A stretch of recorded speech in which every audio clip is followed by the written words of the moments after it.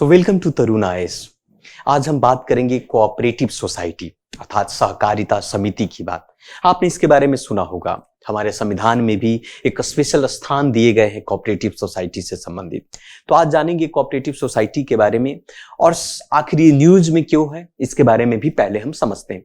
सबसे पहले अगर हम बात करें तो union home and cooperation minister Shri Amit Shah ने मेगा डेयरी प्रोजेक्ट जो है कर्नाटका के मांड्या में इन्होंने इनॉग्रेट किया है। Mega dairy at Mandya Karnataka के अंदर में।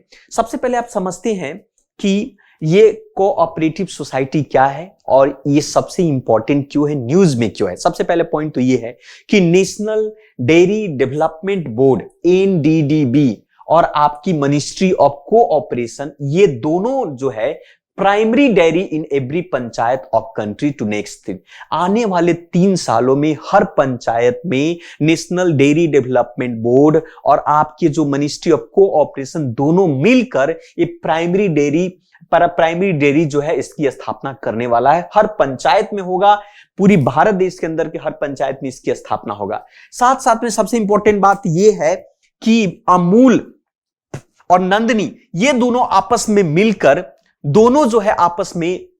काम करेंगे और भारत के अंदर में प्राइमरी जो dairy every village of the Karnataka के सभी गांवों में ये इसकी डेयरी की स्थापना करेंगे आने वाले 3 वर्षों के अंदर में। मतलब कह सकते हैं कि ये प्राइमरी डेयरी के बिना जो कर्नाटका का कोई सिंगल विलेज नहीं होगा, हर विलेज में प्राइमरी डेयरी होगा वहां का। साथ साथ में ये भी है कि to bringing a transparency in cooperative computerization, साथ साथ में 63,000 पैक्स के साथ वो कनेक्टिविटी लाएंगे ताकि ट्रांसपेरेंसी रहे। साथ साथ में ये भी कह सकते हैं पूरी भारत के अंदर में, और इस पर करीब करीब 2500 करोड़ रुपए का खर्च आपको होने वाला है। साथ साथ में इस पैक्स के माध्यम से, पैक्स का फुल फॉर्म होता है प्राइमरी एग्रीकल्चर क्रेडिट सोसाइटी होता है। तो इस पैक्स के माध्यम से कोऑपरेटिव करीब 70% of farmer in the country जो है एक तरीके से पैक्स से जुड़े हुए। आपने सुना होगा कि अगर कोई फसल बेचना हो तो उस फसल को हम पैक्स में जाकर बेच देते हैं। अगर सरकार के द्वारा या कह सकते हैं बाजार में सही मूल्य नहीं मिल रहा होता है तो आप अपना अनाज पैक्स में जाकर बेच सकते हैं। तो कह सकते हैं कि भारत की जो जनसंख्या, भारत के जो किसान है, करीब करीब 70% भारत के किसान पैक्स के साथ जुड़े हुए हैं। हालांकि जमीनी स्तर पर थोड़ी सी आंकड़ा बहुत कम है क्योंकि वहां पर ज्यादातर पैक्स वाले भी मिले जुले लोग ही होते हैं, है ना।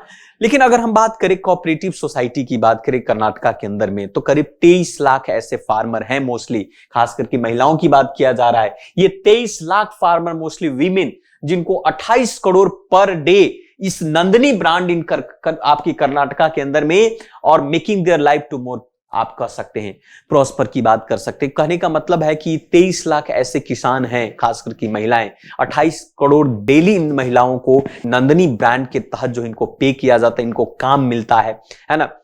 साथ साथ में ये भी कहा जा रहा है कि फर्स्ट कोऑपरेटिव सोसाइटी जो है पूरी भारत देश के अंदर की अगर बात किया कि भारत में पहली कोऑपरेटिव सोसाइटी की स्थापना कब हुई, तो ये 1905 में हुई थी और कर्नाटका में हुई थी। तो ये हो सकता है आपके एग्जाम में ये प्रश्न जरूर पूछेगा कि भाई पहली कोऑपरेटिव सोसाइटी की स्थापना कहां हुई, तो 1905 में हुई। कहां हुई, तो कर्नाटका में हुई थी आपका, है ना। अभी ये आप करंट अफेयर में ये आपका पूछ सकता है कि कोऑपरेटिव सोसाइटी का जो क्या प्लान है आपका। साथ साथ में यह है कि आज जो है 15,210 ऐसे विलेज लेवल पर कोऑपरेटिव सोसाइटी डायरी चल रहा है कर्नाटका के अंदर में। करीब 26.22 लाख फार्मर जो है अपना जो दूध जो है इस कोऑपरेटिव सोसाइटी में देते हैं और उससे प्रोडक्ट निकाल कर वहां पर बिकता है। मतलब कह सकते हो कि करीब करीब ऐसे 26 लाख फार्मर जो एवरीडे इस कोऑपरेटिव सोसाइटी के माध्यम से जुड़े हुए हैं, इससे अर्न करना है पैसे अच्छे खासा। और सरकार का भी ये टारगेट है कि कोऑपरेटिव सोसाइटी को और भी भारत के स्तर पर तेजी से बढ़ाया जाए। अगर भारत में कोऑपरेटिव सोसाइटी की हम बात करें खास करके, तो 30 लाख जो कोऑपरेटिव सोसाइटी में से अगर हम पूरी दुनिया की अगर हम बात करें, पूरी दुनिया में करीब करीब ऐसे 30 लाख कोऑपरेटिव सोसाइटी है, उनमें से 9 लाख कोऑपरेटिव सोसाइटी जो है भारत के अंदर में है। और भारत के अंदर में 91% ऐसे जो भारत की जो गांव जनसंख्या है, गांव के जो जनसंख्या वाले इलाके हैं, मतलब भारत में विलेज गांव में रहने वाले लोग हैं, उन जनसंख्या है, उनकी 91% लोग जो है आपको कोऑपरेटिव से जुड़े हुए हैं। चाहे कोऑपरेटिव एग्रीकल्चर का क्षेत्र का हो, चाहे फर्टिलाइजर का क्षेत्र हो, या कोऑपरेटिव जो है आपका मिल्क डेयरी से संबंधित हो, या धान के लेकर प्रोक्योरमेंट से लेकर हो, भिन्न प्रकार के कोऑपरेटिव सोसाइटी से भारत देश की जो जनसंख्या 91% की जो ग्रामीण जनसंख्या वो जुड़े हुए हैं। है ना।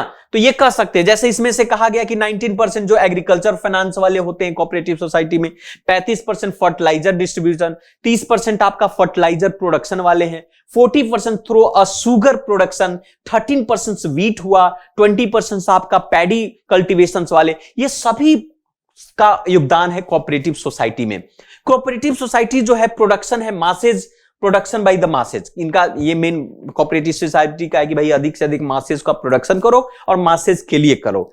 बहुत सारे ऐसे भारत के अंदर में जो सक्सेसफुल मॉडल है कोऑपरेटिव सोसाइटी का, जैसे अमूल है वो भी कोऑपरेटिव सोसाइटी हुआ करता था, क्रिबो है आपका, इफ्को है आपका, लीजत पापड़ का नाम सुना होगा, ये सभी सक्सेसफुल ब्रांड है आज भारत की दुनिया के अंदर में, इनका नाम है कोऑपरेटिव सोसाइटी से संबंधित। जैसे भारत में आपने सबसे पहले गुजरात के अंदर में व्हाइट रिवॉल्यूशन आया था, दूध की क्रांति की अगर बात करें, श्वेत क्रांति, तो दूध से संबंधित था, जिसके कारण से किसानों और वहां के लोगों ने, अमूल ने करीब 60,000 करोड़ रुपीस का डिपॉजिट इसके आज बैंक में डिपॉजिट है, 36 लाख महिलाओं का, है ना। तो कहने का तात्पर्य यह है कि कोऑपरेटिव सोसाइटी का एक बहुत बड़ा कंट्रीब्यूशन है हमारे देश के अंदर में, है ना, और उससे काफी कनेक्टिविटी बेहतर है। साथ साथ में गवर्नमेंट भी बहुत सारे स्कीम चला रही है कोऑपरेटिव सोसाइटी को और बेहतर करने के लिए, जैसे एक separate ministry of cooperation with the vision of सहकार से समृद्धि, है ना, सहकार से समृद्धि नामक ऐप है उनका, ये प्रोग्राम है। साथ साथ में है आपका खसीर भाग्य स्कीम, कर्नाटका के अंदर में कर्नाटका गवर्नमेंट ने लॉन्च किया था, इसमें फ्री मिल्क मिलता है टू अ स्कूल, मतलब आंगनबाड़ी के बच्चे और स्कूल के कुछ बच्चे को फ्री मिल्क मिलता है इसके तहत। इस कोऑपरेशन जो कमजोर बच्चे होते हैं आपका, करीब वीक में 5 दिन तक आंगनबाड़ी और स्कूल में फ्री मिलता है आपका। ये क्या है, खसीर भाग्य स्कीम के तहत जो कर्नाटका में। तो ये भी प्रश्न आपका पूछ सकता है कि भाई कर्नाटका के अंदर में ये आपको देखने को मिलता है। तो कोऑपरेटिव सोसाइटी से संबंधित ये चीजें बात करते हैं। अब आप ये समझिए कि कोऑपरेटिव सोसाइटी जो है हमारे संविधान में उसका क्या प्रोविजंस है, क्या प्रावधान है संविधान के अंदर में। तो आपको पता होगा कि जो हमारा संविधान के संशोधन किए गए 97th अमेंडमेंट एक्ट की बात करें 2011 के अंदर में, 97 अमेंडमेंट एक्ट 2011 में संविधान का जब संशोधन होता है तो उसमें पार्ट 11 के बी को जोड़ा जाता है। और उस पार्ट 11 के बी को, क्योंकि पार्ट 11 का ए जो था म्युनिसिपल से संबंधित था, पार्ट 11 जो है आपका पंचायती राज सिस्टम था आपका, तो उसी में पार्ट 11 को बी जोड़ा गया और वहां पर कोऑपरेटिव सोसाइटी को ऐड किए गए और हमारे संविधान के अंदर में इसको एक स्पेशल स्थान दिया गया।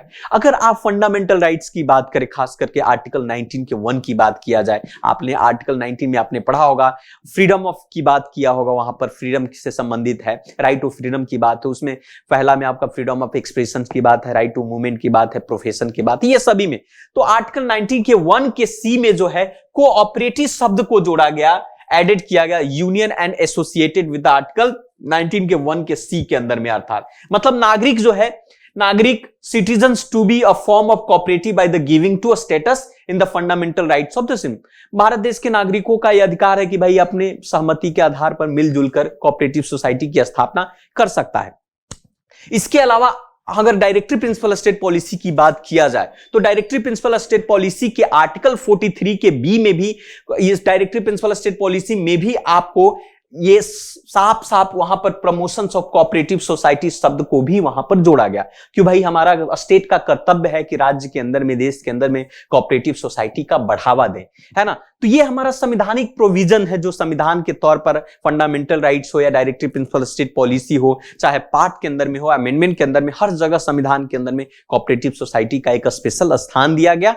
तो आप समझ सकते हैं कि हमारे लिए कितना महत्वपूर्ण है, भारत देश की भाग्य विधाता जनताओं के लिए कितना महत्वपूर्ण है ना, जिससे भाई जन जन तक इस चीजों को पहुंचेगा और अधिक से अधिक लोगों का लाभ होगा। तो ये कोऑपरेटिव सोसाइटी से संबंधित था। आपके एग्जाम में प्रश्न जरूर पूछता है, कई बार प्रश्न पूछे गए हैं, तो आपको ध्यान रखने की जरूरत है, इससे प्रश्न जरूर पूछेगा। सो आज के लिए इतना ही।